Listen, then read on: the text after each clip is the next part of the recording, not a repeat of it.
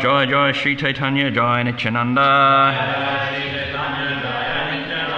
Jai Advaita Chandra Jai Gaura Bhakta Vrinda. Jai Jai Shri Caitanya Jai Nityananda. Jai Advaita Chandra Jai Gaura Bhakta Vrinda.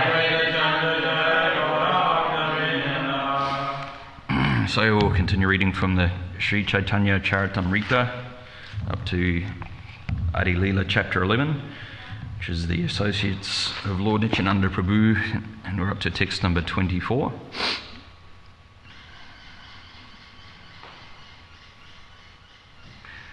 Kamalakara Pipalai Alokikarita. Kamalakara Pipalai Alokikarita.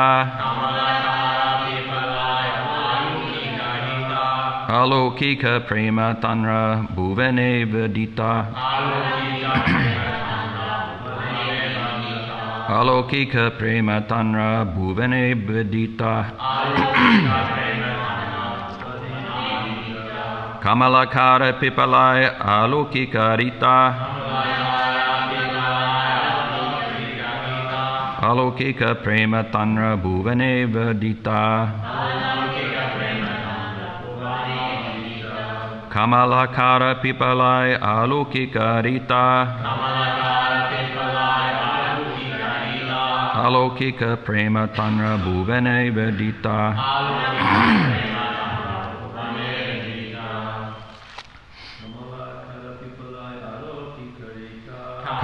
Kamalakara Pipalai Alokikarita. Alokika Prema Tanra Bhuvane Vedita.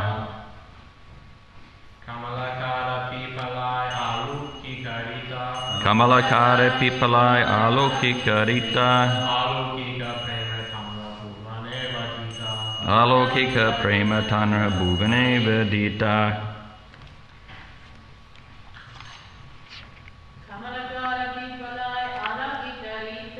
Kamalakara Pipalai Alokikarita. Alokika Prema Tanra Bhuvane Vedita.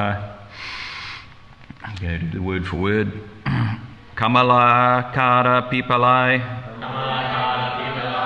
Of the name Kamalakara Pipalai. Alokika. Uncommon. Rita. Behavior or pastime. Alokika. Uncommon. Prema. Love of Godhead. Tanra. His. Bhuvane. In the world. Vedita. Celebrated. Okay, translation and purport by His Divine Grace A.C. Bhaktivedanta Swami Prabhupada. Kamalakara Pipalai is said to have been the third Gopala. His behaviour and love of Godhead were uncommon, and thus he is celebrated all over the world. Purport. In the Gaura Gonadesh Dipika, verse 128, Kamalakara Pipalai is described as a third Gopala. His former name was, anyone know? Mahabala. The Jagannath deity at Mahesh in Sri Rampura was installed by Kamalakara Pipalai. This village of Mahesh is situated about 2.5 miles from the Sri Rampura railway station. The genealogy of the family of Kamalakara Pipalai is given as follows. Kamalakara Pipalai had a son named Chaturbuja, who had 2 sons named Narayan and Jagannath. Narayan had one son named Jagadananda, and his son's name was Rajivalochana. During the time of Rajivalochana, there was a scarcity of finances for the worship of the Jagannath deity, and it is said that the Nawab of Dhaka, whose name was Shah Suja, donated 1,185 beeges of land in the Bengali year 1060. The land being the possession of Jagannath, the village was named Jagannathpura. It is said that Kamalakara Pipalai left home, and therefore his younger brother Nidhipati Pipalai searched for him, and in due course of time found him in the village of Mahesh. Nithipati Pipalai tried his best to bring his elder brother home, but he would not return. Under these circumstances, Nithipati Pipalai, with all his family members, came to Mahesh to reside. The members of his family still reside in the vicinity of the Mahesh village. Their family name is Adhikari, and they are a Brahmana family. The history of the Jagannath Temple in Mahesh is as follows. One devotee of the name Dhruvananda went to see Lord Jagannath, Balaram and Subhadra at the Jagannath Puri, wanting to offer foodstuffs to Jagannathji that he had cooked with his own hands. This being his desire, one night Jagannathji appeared to him in a dream and asked him to go to Mahesha on the bank of the Ganges and there start worship of him in the temple. This Dhruvananda went to Mahesha, where he saw the three deities, Jagannath, Balaram and Subhadra, floating in the Ganges. He picked up all those deities and installed them in a small cottage, and with great satisfaction he executed the worship of Lord Jagannath. When he became old, he was very much anxious to hand over the worship to the charge of someone reliable, and in a dream he got permission from Jagannath Prabhu to hand it over to a person whom he would meet the next morning. The next morning he met Kamalakara Pipalai, who was formerly an inhabitant of the village Kalijuli in the Sundaravana forest area of Bengal, and was a pure Vaishnava, a great devotee of Lord Jagannath. Thus he immediately gave him charge of the worship. In this way Kamalakara Pipalai became the worshipper of Lord Jagannath, and since then his family members have been designated as Adhikari, which means one who is empowered to worship the Lord. These Adhikaris belong to a respectable Brahmana family. 5 types of upper class Brahmanas are recognised by the surname Pipalai. Omagana Trimanandasya Jananjana Shalakaya Chaksho Umlitomyena Tasmai Shri Guruve Namaha. Jai Shri Krishna Caitanya Prabhu Nityananda Shri Dvaita Gadadhara Shiva Sari Gaura Bhakta Vrinda. Hare Krishna, Krishna Krishna, Hare Hare, Hare Rama, Rama Rama, Hare Hare. So Kamalakara Pipalai is said to have been the third Gopala. His behaviour and love of Godhead were uncommon, and thus he is celebrated all over the world. So we can hear a little bit about this wonderful personality, Kamala Pipalai. And as is explained in the Gaura Ganadishtapika, he's an eternal associate of Lord Balaram and Lord Krishna. And he was particularly favoured by Lord Nityananda. So in Vrindavan Lila, he's explained here, he's the third Gopala or cowherd boy, Mahabala. So as we've talked about before, when Krishna appears in the material world, he comes with all of his associates, his intimate associates come with him from Vrindavan, and they perform their pastimes in Boma Vrindavan, or in this realm. So of course we can still visit this Vrindavan today in India. A lot of devotees are going to India quite soon, from what I understand. There's going to be no one left. So we can look a bit more about the cowherd boys of Vrindavan. So Mahabala, the cowherd boy, in particular, who is this Kamalakara Pipalai that we're reading about today. So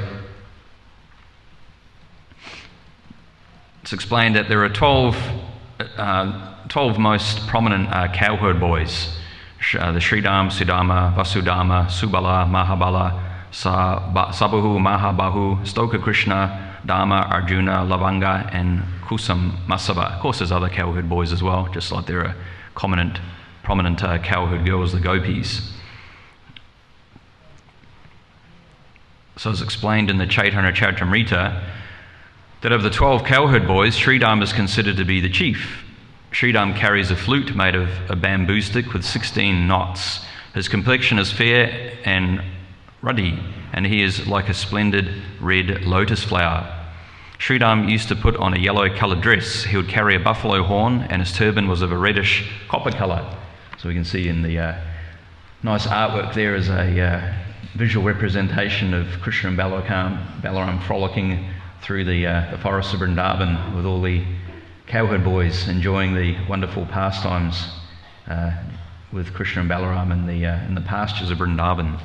So these pastimes are obviously going on eternally in Vrindavan, and when one is obviously very spiritually qualified, one can enter into these pastimes eternally. So that is there for everybody if you so wish to enjoy with Krishna and Balaram in the forests of Vrindavan and frolicking through the pastures eternally, then that is there for everybody if you so desire to have that. So we can hear a little bit about these cowherd boys. So Sridham carries a buffalo horn and has a turban of reddish copper colour. His bodily complexion is blackish, and around his neck there is a nice garland. Sridham would always challenge Krishna in joking friendship. He used to address Krishna, "Oh, you are so cruel that you left us alone on the bank of the Yamuna, and we're all mad from not seeing you here. If you now want to pacify us, you must embrace each one of us with your arms. But believe me, my dear friend, a moment's absence from you creates great havoc, not only for us, but for the cows also. Everything becomes disarranged, and we become mad after you." So obviously the cowherd boys are in this friendship, Sakya Ras with Krishna, this mood of intimate friendship. So even Krishna will increase the anxiety of his devotees, even Vrindavan, by disappearing from them, to increase this hankering of love for the devotee to be in union and connection with Krishna. So all the different rasas experience this separation from Krishna to varying degrees. And it's explained the gopis' separation is so intense that they curse Lord Brahma for making them blink, because that moment they're blinking, they can't have the darshan of Lord Krishna. So this is the intensity of their feeling of separation and love for Krishna. So Sridham is expert at singing and dancing, is very fond of flower garlands and sandalwood paste, and is expert at writing love letters. He displays the ecstatic pastimes of perspiring and standing erect with the bodies of the hairs, or the hairs of his body. Krishna would sometimes perform mock fighting along with the cowherd boys. When Krishna blew his horn in this mock fighting, Sridham, who was on the opposing side, felt his bodily hairs stand up. So Krishna is very expert at extracting these loving feelings from his very intimate Vrindavan associates. So Lord Krishna's friends in Vrindavan, headed by Sridham, including Mahabala, have pure fraternal affection for Lord Krishna and have no idea of his opulences. Although they fight with him and climb upon his shoulders, they worship his lotus feet in a spirit of servitude. Some of the friends of Sri Krishna massage his feet. Others, whose sinful reactions have been destroyed, fan him with handheld fans. So that's one of the unique qualities of the residents of Vrindavan, is that they aren't conscious that Krishna is the Supreme Personality of Godhead, because that mood of love will be hampered by this Aishvarya, or this mood of awe and reverence, because that's generally how we approach God, that God is great, was it Allah Akbar, that God is great, and there's a mood of awe and reverence of God's greatness. We see that in the Bhagavad Gita, that when Arjuna requested Krishna to reveal his universal form, he became overwhelmed by this wonderful universal form of Lord Krishna, where he saw all the universes and everything. And he became very, very disturbed and bewildered, and actually asked Krishna to return back to his normal two-armed form. So the residents of Vrindavan don't have this mood of awe and reverence towards Krishna, because it spoils the feelings of love and these loving reciprocations that Krishna can have with these residents of Vrindavan. So the cowherd boys are just thinking that, they're not thinking that Krishna is God and the ultimate source of everything. They're just thinking that he's our most dear, most lovable object. He's our best friend. He's our most intimate associate. And he's equal to us. There's no difference. So I can stand on his shoulders. Or I can tell him to close his eyes, and instead of putting a sweet in his mouth, I'll put a flower in his mouth. So that mood is there, very, very intimate. That Aishvarya isn't there. The Aishvarya is more found within the realms of Vaikuntha, where Lord Narayan and Lord Narayan's expansions reside. So that feeling of Aishvarya is there. So the unique feature of the residents of Vrindavan is that this awe and reverence is absent. And Krishna likes that. He prefers that, actually. That intimacy he prefers. He gets more pleasure from these intimate dealings with the cowherd boys than all the wonderful prayers of opulence and adoration that are given to him through the residents of the demigods and the residents of Vaikuntha. So, the Nectar of Devotion explains how learned devotees have divided Krishna's age into 3 periods. The age up through 5 years is called Kaumara. The age from 6th through to 10th year is called Poganda, and the age from the 11th through to 15th year is called Kaishora. While Krishna is spending his days as a cowherd boy, he's in the Kaumara and Poganda ages. The Kaumara age is just suitable for reciprocating the love of a child with Mother Yashoda.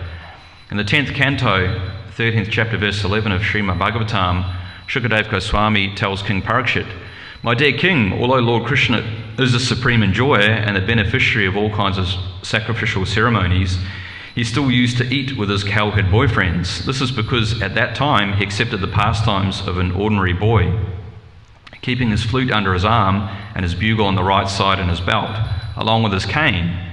In his left hand he would hold a lump of rice paste with yogurt, and his fingers would be Pilu, the king of fruits. When he would thus sit among his friends, he would appear that he was the whirl of a lotus flower, and that the friends surrounding him were petals, and thus they enjoyed joking amongst themselves. The denizens of heaven would become struck with wonder and could only stare at the scene."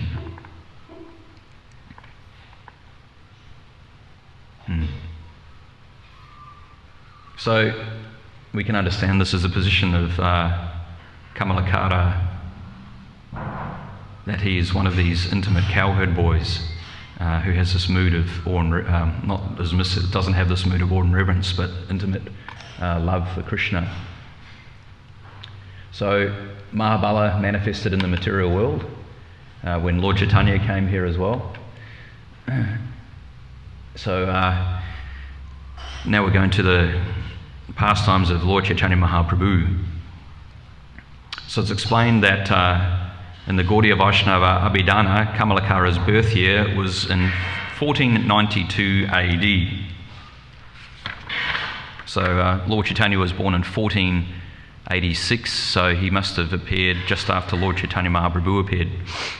His father was Sri Shrikara, and he was also a Vaishnava and a very wealthy landowner, and his mother's name was Dakshayani.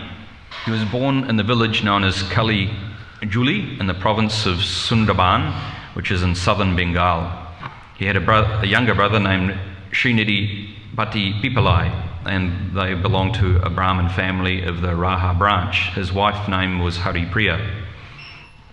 So Kamalakara, he initially came to Navadvip to study logic. That was the school of, what was the name of the school of Lord Chaitanya's teacher? What was his teacher's name in Navadvip at the time? Yeah, Lord Chaitanya was studying under I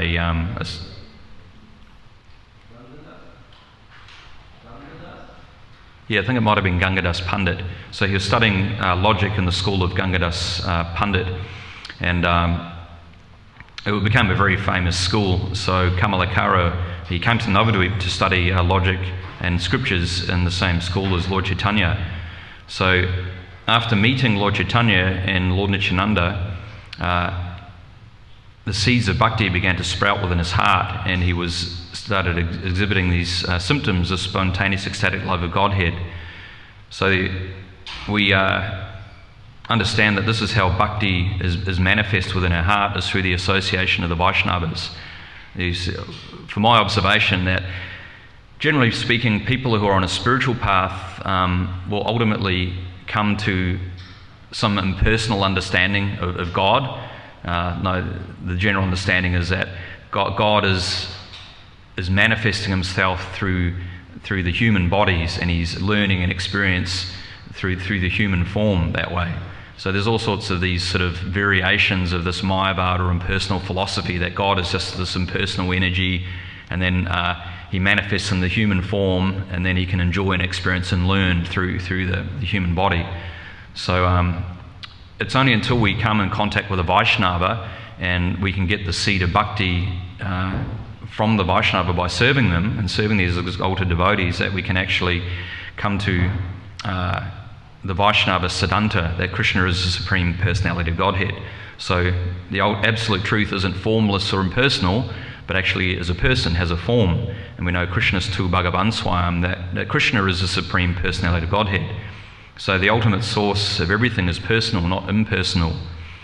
So we can see the importance of giving the association to people who are on a spiritual path, because then they can come to this Vaishnava understanding of Krishna's tu Bhagavan Swayam. And it's only through the association of Vaishnavas that one will get this. Without that, then generally the understanding conclusion will be some form of Mayavad or Brahmavad philosophy and personalism.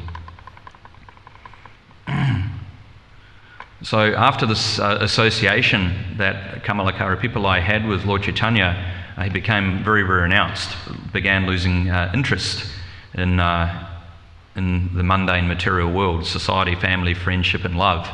That's generally what the materialists are pursuing in the material world, is dharma, artha, kama, moksha, religiosity, economic development, getting money and wealth and possessions, karma, enjoying the senses, and moksha, some idea of going to heaven when you die, right? In the Christian, Judeo-Christian, Abrahamic religions is that you be a good person and then when you die you go to heaven. So that's generally this understanding of moksha.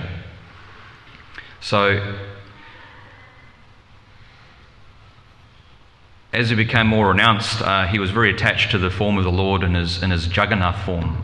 So sometimes Jagannath would appear to him in his dreams, and then as he developed this strong attachment to Lord Jagannath, he began to realise that there's no difference between Lord Jagannath and Bhajendra Nandana Krishna, that Vrindavan Krishna and Jagannath are the same. So this veil of Yogamaya was lifted, and he could perceive himself as Krishna's eternal cowherd friend Mahabala. Just like we see with this Yogamaya potency, that Krishna can even put his Nityasiddha, his eternally liberated devotees, under the influence of this Yogamaya potency. And we know the famous example in the Bhagavad Gita, when Arjuna forgets his position under the influence of Yogamaya. Of course, there's Mahamaya, which puts people under the influence of the material energy, and explain that Mahamaya has two potencies, as a throwing potency and a covering potency. So under the influence of Mahamaya, everyone is identifying themselves with the material body and the material mind, or identifies with their physiology and their psychology as being who they are. I am the body, I am the mind. Whereas someone who's eternally liberated and isn't under the influence of Mahamaya understands that they're an eternal associate of Krishna. So Mahabala had the Yogamaya potency removed, and he was aware of what his Sarup was, that he was Mahabala in Krishna's Vrindavan pastimes. So there's a nice image here of Lord Chaitanya's, Lord Nityananda and Lord Caitanya performing Sankirtan. Probably, I'm sure one of the personalities here would have been Mahabala Prabhu.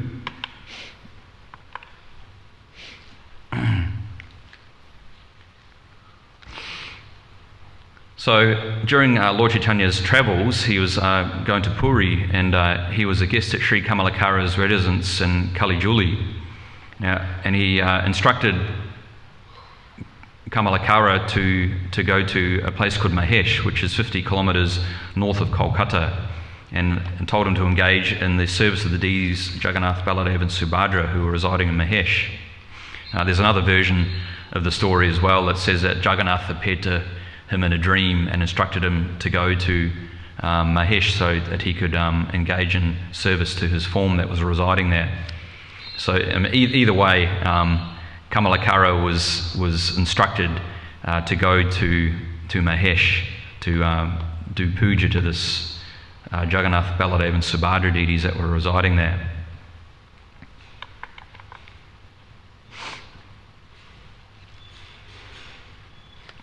So we read in the purport today that immediately after he received this instruction, that Kamalakara Pipilai, he immediately went to Mahesh, and as we read in the purport, that he had a younger brother, Nidipati Pipilai, and he was instructed by his family, you must go to Mahesh and bring him back. And we see it's quite common within the acharyas, even with the Goswamis, that after they received these instructions from Krishna through their pure devotion, they immediately renounced everything, renounced their connection to family, society, friendship, and all these things, and they followed those instructions. So this is the symptom of a pure Vaishnava, is that they're not interested in making the goal of the human form of life for enjoying the senses, either subtle or gross sense gratification, that they're just interested in serving Krishna. And this is the heart of a Vaishnava, is that a Vaishnava is wanting service. Whatever the service may be, a devotee is satisfied and engaging in service to Krishna. And they'll give everything up, renounce everything to do that. We can see even with Srila Prabhupada, right, his spiritual master, Bhaktisiddhanta Saraswati, was coming to him in dreams and telling him to take sannyas. And he was thinking, this is horrible, no. But then eventually he did. And he, in this famous story with his wife, who sold one of his manuscripts, and then and she was also a tea drinker. So Prabhupada said, it's either the tea or me. And his wife said, I'll have the tea. So Prabhupada left. He renounced his home life and went to reside in Vrindavan. And even with Prabhupada's disciples, there's many nice examples of disciples of Prabhupada who gave up their attachment to their family and wealth and opulence to serve him. I think it was Giriraj Maharaj. His parents were very, very wealthy, and they didn't like the idea of their son becoming a devotee and giving up the material world. And I think his father even offered him $1 million at one point, or offered him a large sum of money to renounce, give up this Krishna consciousness and take to material life. And Giriraj Maharaj refused that offer. So many examples of devotees who gave so much up to serve Srila Prabhupada's mission. Went through great difficulties and austerities. Like we know when Prabhupada visited Russia for the first time, and he met one young Russian youth over there, and he preached to him, and this devotee became a devotee, took to Krishna consciousness through that association with Srila Prabhupada, and he began the Russian yatra. What was that devotee's name? Anantashanti Prabhu. And I think in the end he was captured at that time during the communist era in Russia, and went through so many difficulties and austerities, like basically it tortured him for becoming a devotee, and so many difficulties that the Russian yatra had to go through under this communist regime in order to preach this Krishna consciousness. And we see now the Russian yatra is thriving because of those austerities that these original devotees in Antashanti went through in order to preach this Krishna consciousness. So a very, very exalted position, one who can give up their attachment to the material world and take to Krishna consciousness and preach Krishna consciousness. But we're quite lucky in Australia that the devotees who established Krishna consciousness was Bali Madan and Upendra were the first devotees that came to Australia and started preaching here, and began the Hare Krishna movement in the Australian yatra. And you hear stories from the devotees in that time that went through so many difficulties as well, being chased by police and spat at and beer thrown on them and all sorts of horrible things. And there's a photo of Korma Prabhu being escorted out of Burke Street Mall in Melbourne by the police because the devotees were doing Harinam Sankirtan and selling books at the time. And Prabhupada, the authorities at the time in Melbourne, I think one of them was called Square Jaw. The devotees gave one counsel or a policeman the name Square Jaw because he had a very defined jaw, who was adamant to stop this preaching of Krishna consciousness in Melbourne. So Prabhupada said, no, you keep on going. So the devotees would go out regardless and would preach Krishna consciousness. And there's a photo of Korma Prabhu being arrested and taken away by the police from the Burke Street Mall.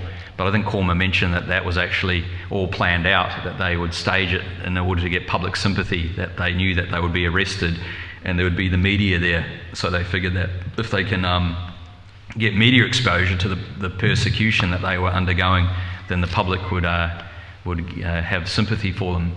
And it did work. That I think at the time that the devotees owed thousands of dollars of money to the council and these fines that they were receiving. And then was it Madhu Dwisa Prabhu went to a meeting with the council in Melbourne, and understanding the Australian vernacular and mindset, said, "Oh, come on, just give us a fair go. Give us a fair go." And the council said, "All right, we'll give you a fair go." So they dropped the fines and allowed the devotees to continue on with their preaching endeavours at that time. So yes, this enthusiasm, this utsahan, very, very much so required to spread and preach Krishna consciousness.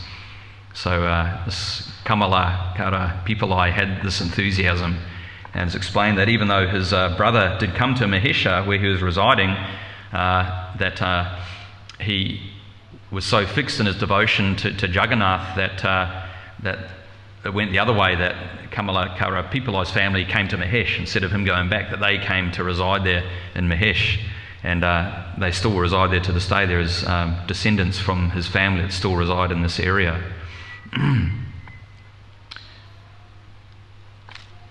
So this here is the Jagannath deities. These are the same deities actually that Kamalakara Pipalai was worshipping in Mahesh, and he built a temple for these deities of Jagannath in Mahesh. So they're still there to this very day. You can go there on Parakram and take darshan of these deities. So this is an image of the modern temple in Mahesh. So on the left-hand side, that's the temple that currently is in Mahesh, but it's not the original temple. The original temple, from what I understand, was maybe washed away in a flood. So this temple was built in its place, and this is the entrance into the mandir on the right-hand side there. So I was explained that prior to Kamalakara's arrival, the area around Mahesh was just basically a jungle. There wasn't much there. But when he was residing in Mahesh, he had a lot of the land cleared and developed a village there, a Vaishnava village centred around this Jagannath temple. Just like when we go to Jagannath Puri in Orissa, the whole city is based around this Jagannath Mandir, this famous temple of Lord Jagannath. And that's similarly, you could say, with New Govardhana, is based around that idea, is that we have the deities here and we have the devotees on the farm and we have devotees outside who surround the area and come to take darshan and do service to Giri Govardhana. So this is the idea of Krishna conscious, how we create a Krishna conscious future, is this village-based model of having temples with villages around them, and devotees understand that the deity is the owner of the land around them, so everything is used in the service of the deity. So it's explained that after taking charge of the Mahesh temple, he remained there, and he also started the chariot festival, the Rath Yatra, around 600 years ago. And we heard a bit in the purport today about how these Jagannath deities manifested, that there was a devotee named Dhruvananda Brahmachari, who was also Bengali, and he had a desire to cook for the Jagannath deities in Jagannath Puri with his own hands.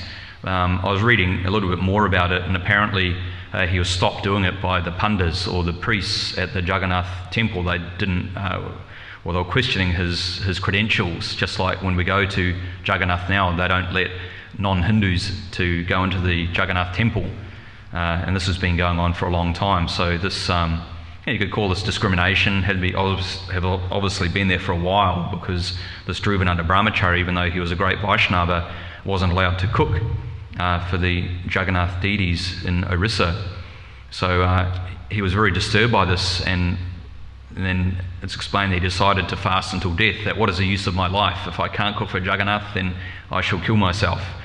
And it's explained that Jagannath appeared to him and said to him, you should go back to Bengal and at the bank of the Bhagirathi River you will find a place called Mahesh, and there you will find a huge Daru Brahma, a neem trunk, and you should make Balaram, Subhadra and Jagannath deities out of this trunk.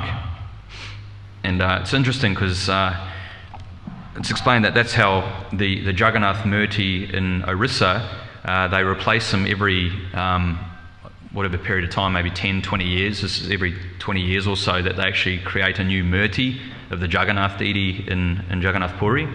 And one of the priests has a dream that this Dima Baru, or Daru Brahma, where this trunk will be, and this is a specific trunk that is to be used to make the Jagannath deity out of it.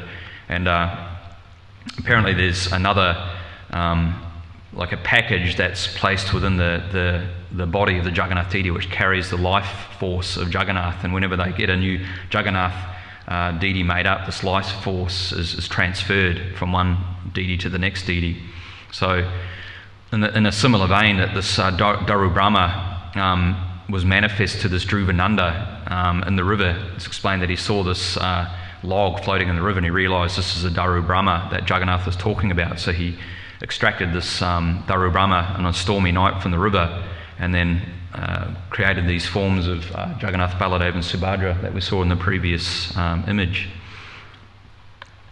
It's explained slightly differently in the purport. It said that that when he was instructed by Lord Jagannath, this Dhruvananda Brahmachari, to go back to Bengal, that the deities were already manifest there. But I looked at the temple website, the Mahesh temple website, and they gave a different recount of how these Jagannath deities came around. So generally we'll defer back to what Bhaktisiddhanta or Prabhupada say.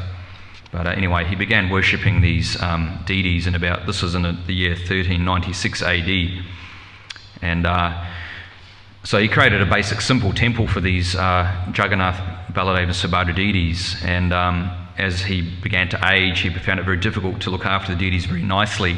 So he was praying to Lord Jagannath to please send someone who's reliable to take over this worship. And this is around the same time. And it's also explained too that Lord Caitanya did pass through this Mahesh temple, and this Dhruvananda Brahmachari did also personally request Lord Caitanya to send someone or to take over the worship of these Jagannath deities. So it's explained, as I was explaining earlier, that Lord Caitanya did visit Kamalakara Pipalai and instructed him to go to this temple to take over the deities. So it was arranged anyway. There was an arrangement made by Lord Caitanya and Lord Jagannath for Kamalakara Pipalai to take over the worship. So there's explained further by Bhaktisiddhanta Sarasvati that there is different generations who descended from Kamalakara Pipalai. His son he had with Haripriya was Chaturbuja, and this Chaturbuja had two sons, Narayan and Jagannath. And Narayan's son's name was Jagadananda, whose son was Rajiv Alochana. And we're hearing a bit about this in the purport today, that during this time of Rajiv Alochana, the service to the deity was becoming hampered because of a shortage of finances. There wasn't a lot of money at the time. So the Nawab of Dhaka, Shah Suja, donated some land and money in the year 1653 in order to establish proper worship for the Jagannath Murti, and the area became known as Jagannath Pura, and the deity became very prominent at that time.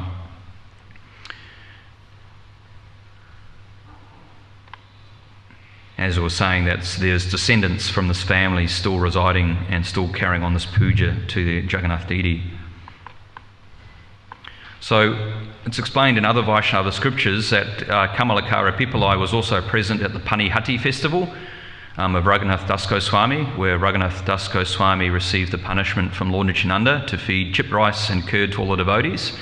So we have observed this festival. This Panihati festival is observed at the farm as well. Maybe it's sort of going in a bit of a different direction at the moment, but there's a traditional Panihati festival where there's chipped rice and curd and lots of preparations put into pots, which are offered to the deity and then distributed to the devotees. It's also said that Lord Nityananda Prabhu encouraged Kamalakara Pipilai to take over this Panihati festival, so they most likely would observe this Panihati festival in the Mahesh temple as well. He also was at the festival in Caitanya, organised by Narottam Dastakor, which is a famous Sankirtan festival that Narottam Dastakor organised to bring all the Vaishnavas together in a Sankirtan festival. Devotees from Orissa and Bengal all attended this wonderful festival organised by Narottam Dastakor, and I think that was one of the first big Vaishnava Sankirtan festivals after Lord Chaitanya Mahaprabhu disappeared, that all the devotees came together to observe this wonderful Sankirtan festival. So just like we have the Sacred Sound Retreat here on New Govardhana, which brings all the devotees together from all over Australia to enjoy each other's company and chant the holy names together. So these festivals are not new, they've been going on for a long time. Kamalakara Pipilai was also present at the festival honouring the disappearance of Gadadhar Pandit at Katwa. He was there with Lord Nityananda's wife, Janava Mataji. And this is mentioned also in the Bhakti Ratnakara, that he was present at these festivals. And it's explained that according to another scripture, the Vaishnava Dapana, that he did leave for Vrindavan after his daughter was married, and he finished his days in Vrindavan. And the family continued on the service of this Jagannath deities in Mahesh. And the disappearance day is on 1563 AD, so it would have been about 71 that he finished his earthly pastimes. So I know, has anybody been to this Jagannath Mandir in Mahesh before? No? Might be worth having a look at, because also there is his samadhi. This is Kamalakara Pipilai's samadhi, which is also in the courtyard of the Jagannath Mandir. I'm not sure if this is the Pushpa Samadhi or the Murti Samadhi, because it's explained that there is also a samadhi of him in the 64 Samadhis area near the Govindaji temple in Vrindavan. I suspect that this is probably the Murti Samadhi, because a lot of the Samadhis and the 64 Samadhis near Govindaji are Pushpa Samadhis. Like there's a Pushpa Samadhi there for Bhakti Siddhanta Saraswati Thakur. So this is probably where the form of his body is kept, or the ashes are kept there as well. So you can have darshan of this samadhi when you visit the temple as well. Also, obviously, because there's a Jagannath deity, they do a wonderful Rath Yatra festival in Mahesh every year as well. So there's some nice pictures there of the wonderful cart that they use for carrying Lord Jagannath. It's explained that this was started about 600 years ago, and a devotee donated originally a Rath Yatra cart to the temple, and in 1797, Sri Ramakrishna's famous disciple Balaram Basu, Krishna Ram Basu donated another Rath Yatra cart, and his son Guru Prasad Basu gave another cart in 1835, but after some years this Rath Yatra cart was burnt. Then Kalachand Basu made another cart in 1852, which also someone committed suicide apparently under this Rath Yatra cart, and considering this was inauspicious, they made another cart in 1857, but this also got burnt, so they weren't having much luck with their carts by the sound of it. And then D1 Krishna Chandra Basu ordered an iron chariot from the construction firm called Martin Byrne, and this is the Rath Yatra cart that they use now, is this cart that was made in 1857 by this Martin Byrne company. And the cost of the construction was 2 million rupees at the time in 1857, so that was a considerable amount of money to create this Rath Yatra cart. It's explained the Rath Yatra cart is a Navaratrana temple because it has 9 shikaras, or the hoods, domes. The Rath Yatra cart has a steel framework with wooden scaffolding. It's fitted with 12 iron wheels, each measuring 12 inches in circumference. And the cart is 4 stories high and measures 50 feet in height and 125 tonnes in weight. And 2 copper horses are attached to the front. So no one's going to steal it. I think it's parked outside the temple because they know no one's going to steal it because it's so heavy and it would take hundreds of people to pull it away. So it's pretty safe there. And there's a nice story too, just wrapping up, that they do the Rath Yatra around the same time that the Rath Yatra parade is observed in Jagannath Puri, and it says that on the day of the Rath Yatra in Mahesh, Lord Jagannath is placed on the highest story of the Rath Yatra cart, and Balama Subhadra also placed in one of the lower areas in the cart. And what's called a Nilkanta bird is brought and made to sit at the topmost shikara, or the top of the chariot, which you can see on the left-hand side as one of these Nilakanta birds. And when the bird flies away, the priests say that yes, the procession can start once the bird flies away. So apparently this particular bird is considered very auspicious within Hindu tradition. It's said to be a representative of Lord Vishnu, and is used in various festivals throughout India. Apparently this type of bird is used. I was looking a little bit into it, that apparently the Kol people traditionally consider the sighting of an Indian roller bird, which is another name for it, as a good omen, as people in Bengal do, who upon seeing the bird will chant mantras to show devotion to Lord Vishnu. So a nomadic tribe of fortune tellers from the Vishkapatnam area would wear the feathers of the Indian roller bird in their head, utilising the belief that the bird could foretell events. So it's quite an auspicious bird within India, and is a representative of Lord Vishnu. And obviously when we see things, they try and promote remembrances of Krishna, so anything in nature can help remember Krishna or Vishnu. So in India, that's one such way of doing that. So no, we'll stop there because prasadam's ready. So I don't know if anybody had anything I wanted to add to what we've talked about. Kamarakala Vilakai Prabhu ki jai, Srila Prabhupada ki jai, Mahesh Temple ki jai, Jagannath Baladev Subhadra Devi ki jai. Thank you very much. Hare Krishna.